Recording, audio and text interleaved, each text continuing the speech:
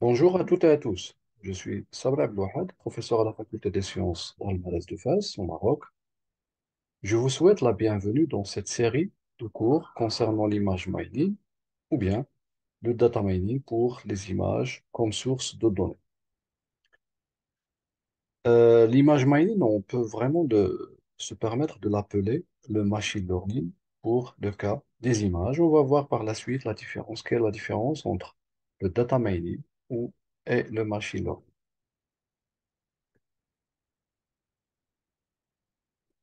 Avant de se lancer dans cette introduction, j'aimerais bien faire appel à votre réflexion pour mieux comprendre le fonctionnement de ces systèmes. Pour une première réflexion, si on vous demande de chercher des images ou des photos de l'ancienne ville Tamouda, par exemple, vous allez certainement utiliser un des moteurs de recherche en saisissant le nom Tamouda.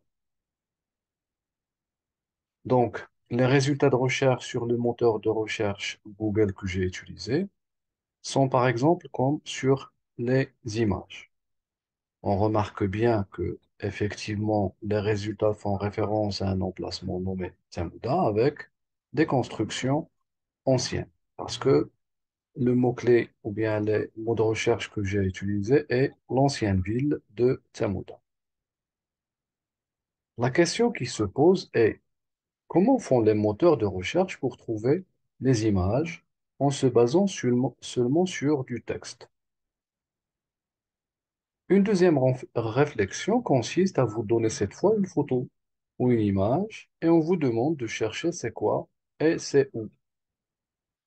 Aussi, vous allez certainement faire appel à un moteur de recherche, mais qui accepte de rechercher ou bien de chercher les images similaires à une image donnée et vous allez lire tout simplement les informations relatives aux résultats retournés pour identifier le lieu et les informations relatives, bien sûr. De même que pour la première réflexion, comment un tel système de recherche a pu identifier les images similaires à votre image? Plusieurs systèmes ou bien des moteurs de recherche sont disponibles sur Internet permettant la recherche par image. On peut citer, par exemple, Google Images, TinEye, Yandex et bien d'autres. Les résultats de recherche de la même image utilisant les trois moteurs de recherche ne sont pas les mêmes car chacun de ces moteurs de recherche utilise son propre mécanisme de recherche et surtout sa propre base de données d'images.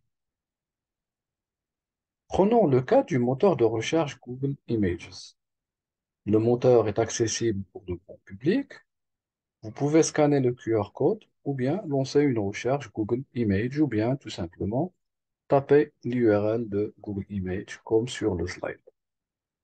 Ce moteur permet de lancer des recherches utilisant des images, soit en les important ou bien en saisissant leur URL. Nous allons lancer une recherche pour l'image présentée dans le slide précédent et voir le résultat. On voit bien que Google Images a pu identifier correctement une image qui ressemble parfaitement à notre image requête et a ainsi affiché les informations relatives à cette image, à savoir qu'il s'agit ici de la ville Volubilis. Aussi, il nous a affiché d'autres images similaires à notre image requête. Google Images n'est pas le seul, bien sûr. Il y a d'autres moteurs de recherche d'images, par exemple Yandex, TinyEye et bien d'autres.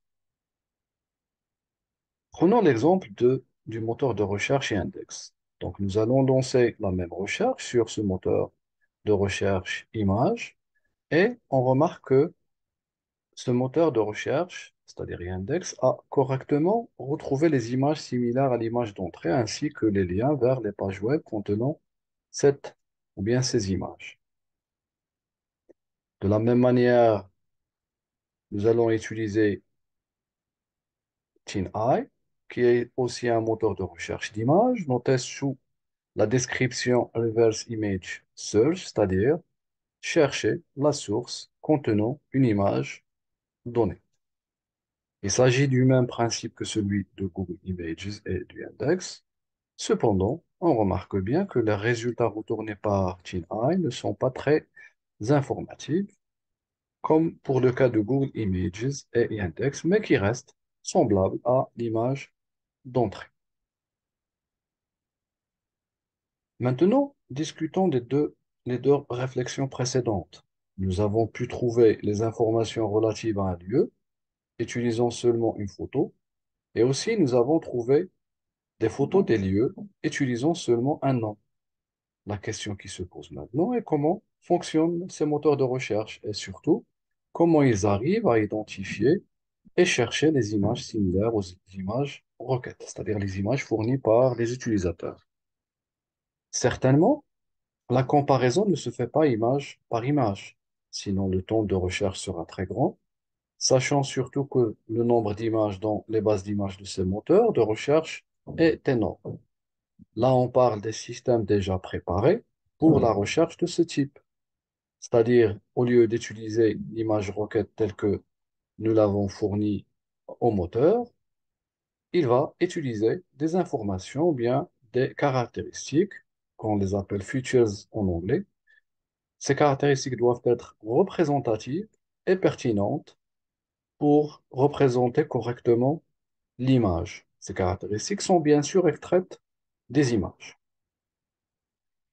Les moteurs de recherche sont dotés de systèmes d'intelligence artificielle permettant de faciliter l'accès aux données. Pour le cas des images, on parle ici de la recherche de similarité des images et qui est une des étapes de l'image mining, bien la fouille d'images ou bien le data mining des images. Les moteurs de recherche en ligne, y compris ceux dédiés à la recherche d'images, utilisent des algorithmes complexes pour trouver et présenter des résultats pertinents comme réponse aux requêtes des utilisateurs. Voici une description générale du fonctionnement des moteurs de recherche en mettant l'accent sur la recherche des images. Les moteurs de recherche en ligne fonctionnent en collectant et en indexant des données en permanence. Pour le cas des images, ces systèmes n'utilisent pas l'image telle qu'elle est, mais plutôt des caractéristiques extraites de ces images. C'est pourquoi on parle de l'indexation. C'est de créer des index permettant de représenter correctement le contenu visuel des images. Et bien sûr, le moteur va stocker ces index avec les liens vers les images.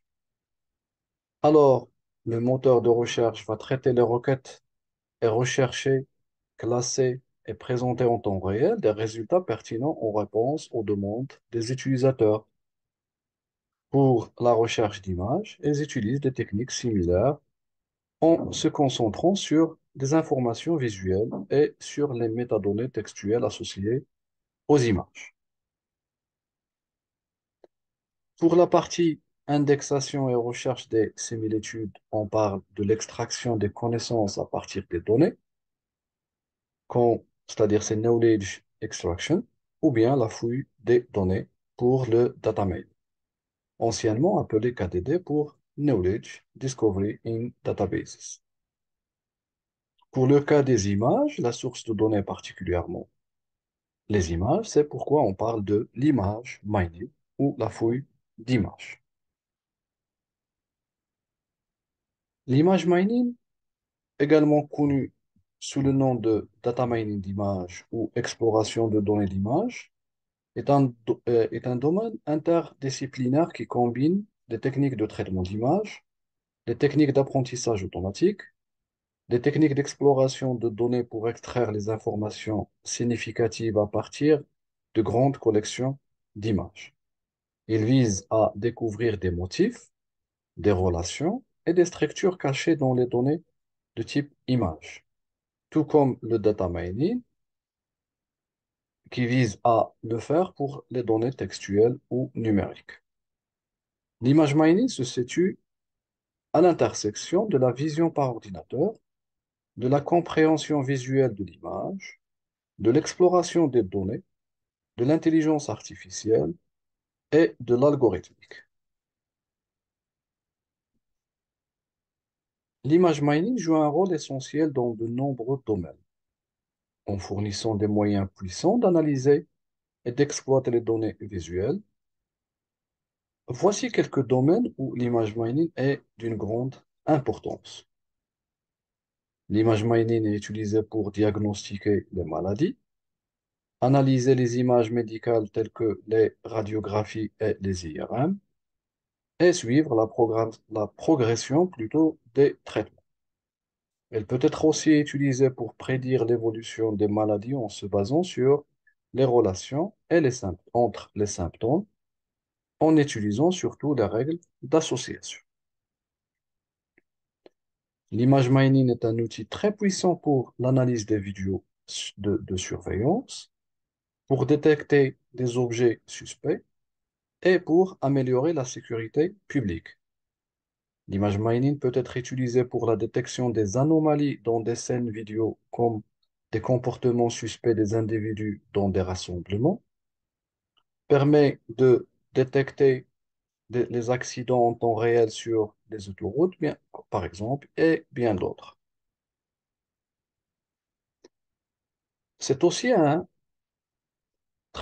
c'est aussi très essentiel pour la détection et la reconnaissance d'objets, pour la segmentation des images et aussi pour la réalité augmentée et bien d'autres applications. Les entreprises utilisent l'image mining pour comprendre les préférences des consommateurs à partir d'images partagées sur les réseaux sociaux, comme Facebook par exemple, et pour recommander des produits en fonction des images consultées ou partagées par les utilisateurs. La règle d'association, comme vous pouvez le voir dans la vidéo de la partie règles d'association, est un outil indispensable pour l'extraction des connaissances et pour comprendre le comportement des clients dans les grandes surfaces. Ces mécanismes sont utilisés, bien sûr, pour booster les ventes et bien d'autres domaines, tels que, par exemple, dans le domaine de l'art et la créativité, où l'image mining est utilisée dans des projets artistiques telles que la création d'art généré par ordinateur, la retouche d'images, la génération du contenu visuel, et ainsi de suite. Les techniques utilisées dans l'image mining sont, on trouve l'indexation, la recherche, la classification, le clustering et les règles d'association. Pour l'indexation et la recherche des images, c'est-à-dire la recherche des similarités ou bien des images similaires, ils font partie des systèmes de recherche d'images par le contenu qu'on les note CBR pour Content-Based Image Retrieval. Pour la classification et le clustering, ils font partie des systèmes d'apprentissage automatique ou bien le machine learning. Donc, c'est pas résumé, mais on peut dire que l'image mining, c'est surtout de l'indexation et la recherche, ou bien les qu'on note CBR, et la classification et le clustering pour le machine learning, en plus des règles d'association. Pour le data mining, c'est tout simplement le machine learning et les règles d'association. L'indexation et recherche d'images ou la recherche des similarités des images à base de leur contenu visuel consiste en deux phases. Une phase hors ligne ou bien out of line qui consiste en l'indexation d'une base d'images. L'indexation consiste à extraire des index ou des caractéristiques visuelles de chacune des images de la base qu'on sauvegarde pour les utiliser dans la phase de la recherche, où on compare les mêmes caractéristiques d'une image requête avec la base d'index. La similarité ou bien la comparaison est mesurée en utilisant surtout des distances euclidiennes, de Minkowski, et ainsi de suite. On va voir en détail cette partie dans un chapitre dédié, ou bien dans une vidéo dédiée à la CBR. Ici, on parle surtout d'un système de recherche par contenu visuel des images, abrégé en CBR, bien sûr, pour Content-Based Image Retrieval. Les caractéristiques visuelles utilisées dans ce type de système sont basées essentiellement sur la couleur, la texture et la forme des objets contenus dans ces images. Pour la classification, elle consiste à concevoir ou à créer un modèle de classification capable de prédire correctement la classe d'une nouvelle image ou bien d'une image requête. La procédure dans ce type d'application est presque le même que les systèmes CBR, sauf que pour ce cas, toutes les images de la base doivent être étiquetées, c'est-à-dire avoir une étiquette ou une classe. Par exemple, pour le cas d'une base contenant des images des chiens et des chats, pour chaque image de la base, on doit connaître au préalable son étiquette ou sa classe.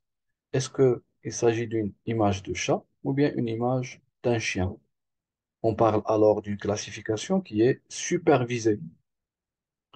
Après, on extrait les caractéristiques, c'est-à-dire pour représenter chacune des images, et on utilise le même type que la CPR, c'est-à-dire la couleur, la texture et la forme. Et on utilise cette fois un algorithme de classification supervisé à la place d'une distance, comme pour le cas de la CBR, pour estimer la classe d'une image requête. On peut utiliser le SVM, le KNN, et ainsi de suite, et bien d'autres. Un système de clustering, quant à lui, a pour objectif de regrouper ou partitionner les données qui sont des images dans notre cas en des groupes ou des clusters. La différence entre le clustering et la classification est que le clustering n'a pas besoin des étiquettes ou bien les classes des images, mais seulement des images de la base. Et si on parle d'une classification qui est non supervisée. Et après extraction des caractéristiques visuelles, on utilise un algorithme de clustering pour regrouper les images en des sous-groupes qui soient bien sûr homogènes, suivant un critère bien donné. Les règles d'association est une des parties clés du data mining. Et c'est cette technique qui permet de distinguer le data mining du machine learning. Les règles d'association est une technique qui permet d'identifier les relations cachées entre les données. Les règles d'association sont très utilisées dans les grandes surfaces de vente pour identifier essentiellement les produits qui se vendent ensemble. Pour le cas des images, elles peuvent être utilisées pour identifier les relations cachées entre les différentes caractéristiques. C'est ainsi que se termine cette introduction à l'image mining ou bien le data mining pour les images. J'espère que j'ai pu vous rapprocher et vous expliquer l'objectif et le principe de cette thématique très intéressante et très demandée. Par la suite, dans de prochaines vidéos, je vais vous présenter en détail les systèmes CBR, c'est-à-dire systèmes de recherche d'images par le contenu visuel, les systèmes de classification supervisés, les systèmes de classification non supervisés et l'application des règles d'association pour le cas des images. Toutes ces parties seront supportées bien sûr par des ateliers qui seront réalisés sur Google Colab, utilisant bien sûr le langage de programmation Python. Bien sûr, si vous avez des questions, n'hésitez pas à m'envoyer un email ou bien à me contacter tout simplement. Merci pour votre attention et à la prochaine vidéo. Au revoir.